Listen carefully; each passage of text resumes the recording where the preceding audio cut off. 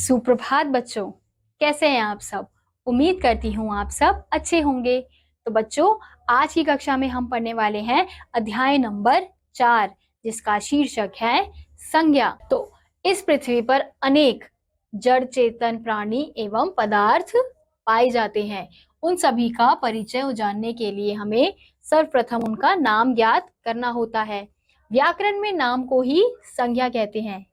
यानी कि अब पृथ्वी में जितनी भी चीजें हैं, जितने भी लोग हैं, प्राणी हैं, जानवर है, जीव है, जंतु है, कोई भी वस्तु है, उन सब के कुछ ना कुछ नाम है और उनको हम उनके नाम से ही सबसे पहले पहचानते हैं। तो उन नामों को ही हम क्या कहते हैं, व्याकरण में संज्ञा कहते हैं। अब यहाँ पे हमें एक चित्र दिया गया है और उसके बगल में हमें क्या दिया गया है, वाक्य दिए गए हैं। जैसे मेरा नाम राकेश भारद्वाज है। कल मैं गंगानगर गया था। वहां एक कॉलेज में मेरी परीक्षा थी। कॉलेज का गेट खुलने में देर थी तो मैं एक पेड़ के नीचे बैठ गया। गर्मी के कारण मेरी बुरी हालत हो रही थी। उस पेड़ पर एक बंदर बैठा था। वह अचानक उतरा और मेरा थैला उठा ले गया। तभी कुछ छात्र भी आ गए।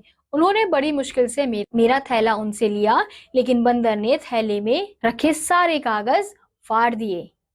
तो आपने देखा, ऊपर दी गई कहानी में रंगीन छपे शब्द व्यक्ति, वस्तु, स्थान आदि के नाम हैं। तो ये नाम ही व्याकरण में संज्ञा कहलाते हैं। यानी कि इस पूरे वाक्य में, इस पूरे कहानी में हमने जो भी नाम पढ़े, जैसे राकेश भारद्वाज, परीक्षा, गर्मी, हालत, पेड़, बंदर, छात्र, थैला, कागज, ये जो सभी नाम है वो क्या है, हमारे संज्ञा कहलाते हैं। तो हम इस प्रकार कह सकते हैं कि किसी प्राणी, वस्तु, स्थान, गुण, भाव या अवस्था के नाम को संज्ञा कहते हैं। अब हम पढ़ेंगे संज्ञा के भेद। संज्ञा के निम्नलिखित तीन भेद हैं। तो सबसे पहला है व्यक्तिवाचक संज्ञा।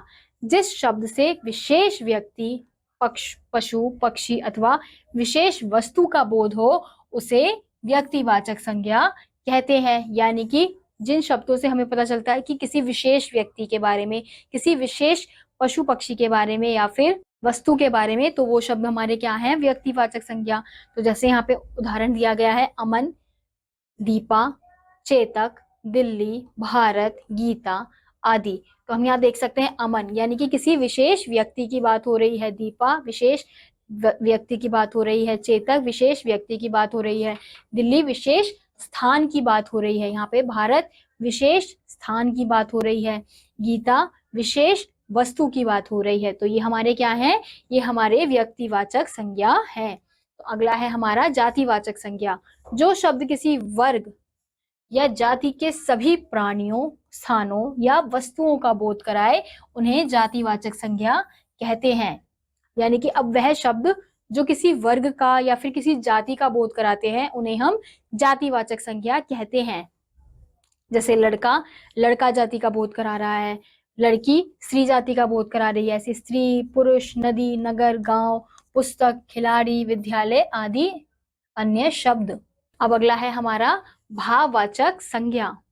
जिन शब्दों से किसी प्राणी, वस्तु, स्थान के गुण, धर्म, दशा, अवस्था या भाव का बोध हो उन्हें भाववाचक संज्ञा कहते हैं। जैसे बचपन, मित्रता, बीमारी, सुख, दुख, सुंदरता, धैर्य, ईमानदारी आदि अन्य शब्द। यानी कि जिन शब्दों से किसी भाव का पता चलता है तो उन शब्दों को हम क्या कहते हैं, भाववाचक शब्द संज्ञा कहते हैं। और भाववाचक संज्ञा ऐसी होती है जिन्हें हम ना ही छू सकते हैं, ना ही देख सकते हैं, केवल महसूस कर सकते हैं। तो उन्हें हम क्या कहेंगे, भाववाचक संज्ञा कहेंगे।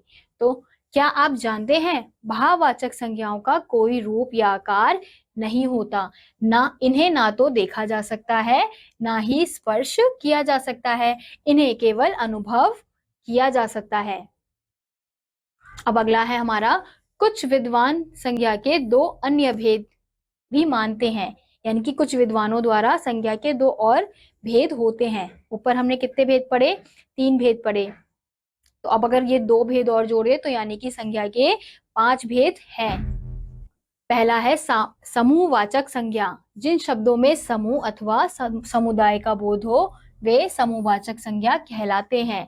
जैसे काफिला, दल, बेड़ा, गुच्छा, परिवार, सेना, भीड़, झुंड, पुस्तकालय, मेला, जनता। तो इन शब्दों से हमें क्या पता चल रहा है? किसी समूह का पता चल रहा है, किसी झुंड का पता चल रहा है। तो वो क्या है? हमारे समूहवाचक संज्ञा कहलाते हैं। ऐसे ही अगला है पदार्थवाचक संज्ञा। जिन शब्दों से किसी पदार्थ का बोध होता है उन्हें पदार्थवाचक संज्ञा कहते हैं। जैसे सोना, चांदी, लोहा, लकड़ी, कपड़ा आदि अन्य शब्द। तो पदार्थवाचक संज्ञा को द्रव्यवाचक संज्ञा भी कहते हैं।